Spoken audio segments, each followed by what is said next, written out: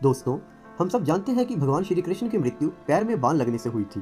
पर क्या आपने कभी सोचा है कि जिसने वह बाण मारा वह केवल एक साधारण बहेलिया था, जिस कारण उसके पास कोई दिव्य अस्त्र भी नहीं होंगे। तो उसने कृष्ण जी के पैर पर भी कोई साधारण बाण ही मारा होगा। और देखा जाए तो पैर पर बाण लगने से किसी की मृत्यु भी नहीं होती। श्री कृष्ण तो स्वयं भगवान थे, फिर उनकी मृत्यु कैसे हो सकती थी? आइए जानते हैं कि पौराणिक कथाओं में इसके पीछे क्या कारण दिए गए हैं। लेकिन इससे पहले अगर अभी तक आपने हमारा YouTube चैनल सब्सक्राइब नहीं किया है तो जल्दी से सब्सक्राइब वाला बटन दबाइए और जैसे ही आपको नोटिफिकेशन आइकन शो हो तत्काल आप लोग ऑल पे क्लिक कर दीजिए ताकि आपको हमारी सारी लेटेस्ट वीडियोस की नोटिफिकेशंस मिलती रहे।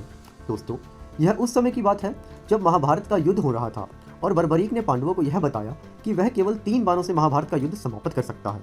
तो श्री कृष्ण ने इसकी सत्यता जानने के बारे में सोचा।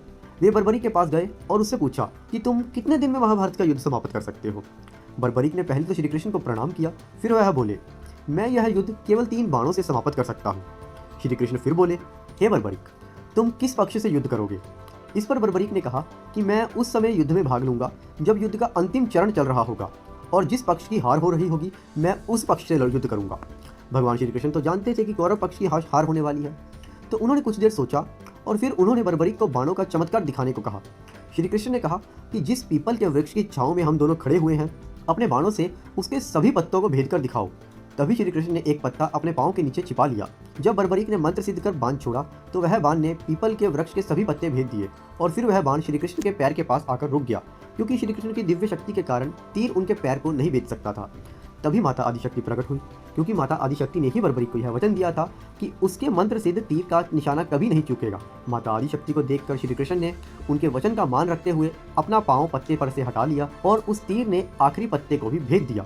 इसके बाद भगवान श्री कृष्ण ने माता आदिशक्ति से कहा कि यह मंत्र सिद्ध तीर उनके पाँव को नहीं भेद पाया, परंतु अब से यह पाँव उनके शरीर का सबसे कमजोर हिस्सा होगा और वही उनकी मृत्यु का कारण भी बनेगा। बाद में जब संसार त्यागने का समय आया तब श्री कृष्ण वन में चले गए और एक पेड़ के नीचे विश्राम की अवस्था में जाकर लेट गए। तभी एक जरा नामक बहेलिये ने उनके लालिमा युक्त पैर को हिरन समझकर उस पर तीर चला दिया।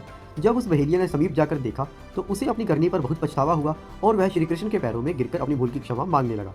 तब श्री कृष्ण ने उसे यह बात बताकर आश्वस्त किया कि त्रेता युग में तुम वानर राजपाली थे और मैंने श्री रामचंद्र के अवतार में पेड़ के पीछे से तुम पर तीर चलाया था, जिससे तुम्हारी मृत्यु हो गई थी। अर्थात यह क्रम का चक्र है और मेरी मृत्यु तुम्हारे हाथों से इसी प्रकार होनी थी। यही विधि का विधान है।